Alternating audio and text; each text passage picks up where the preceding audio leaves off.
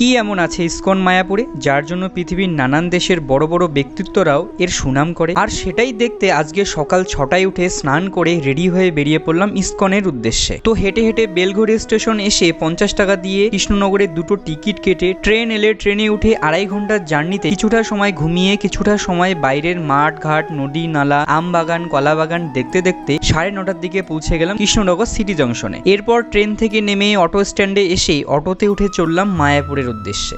এরপর ইউক্যালিপটাস ঘেরা কৃষ্ণনগরীর রাস্তা দিয়ে অটো করে 40 মিনিটের মধ্যেই পৌঁছে গেলাম হুলোর ঘাটে। এরপর অটো থেকে নেমে কিছুটা পথ হেঁটে ফেরিঘাটে পৌঁছে টিকিট কেটে ফেরিতে উঠে জলঙ্গি নদী পার করে চলে এলাম মায়াপুর ঘাটে। এরপর এই গরমে মায়াপুরের মায়াবী রাস্তা দিয়ে হাঁটতে হাঁটতে চলে এলাম পৃথিবীর সব থেকে বড় কৃষ্ণ মন্দির মায়াপুর ইসকনে। এখানে এসে গেট দিয়ে ঢুকতেই সবার প্রথমে চললাম রাধা কৃষ্ণের দর্শন পাওয়ার জন্য। তো এই ব্লগটি এখানেই শেষ করছি। পরের ব্লগগুলি দেখার জন্য চ্যানেলটিকে অবশ্যই সাবস্ক্রাইব